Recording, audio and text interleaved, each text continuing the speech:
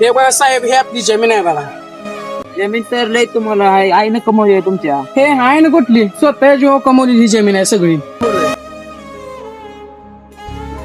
माझं पोरग आलं बघ मालकाचं तेव्हा अहो साहेब, लगेच येतो. हा या अरे बाळा, तू कवा आलास रे पुण्याहून? हे अहो, तुम्ही कोण? तुम्हाला कोण ओळखतो? तुम्ही कोण आहे? तुमची आई का ही? नाही नाही, शेजारची बाई आहे ही. दिलेल्या आईला ओळख देणं झालंस तू. तुमची शेत लय भारी आहे, फिरून येऊ का? या की जावा, या फिरून या शेतबीत सगळं बघून आपलं. का संध्याकाळचं रपाट मारली असतं तर बरं कुठं गेलंय? भांडी करून रानातलं काम करून शाळा शिकवली, याला मोठं केलं आणि तर आता मला किंमत दिली. आता कसं जवळ गेला, आता मोठा झाला या.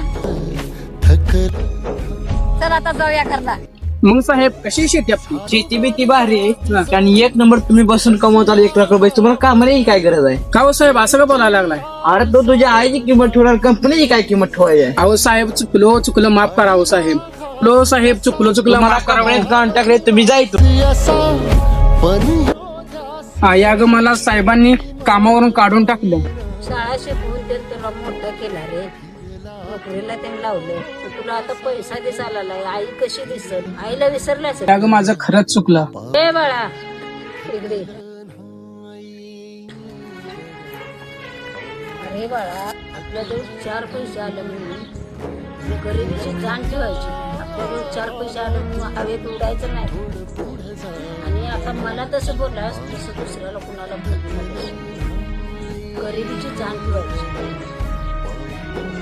अगं आई, माझं चुकलं, मी परत असं वागणार नाही. सांग मालकाला परत असं चुकू नको.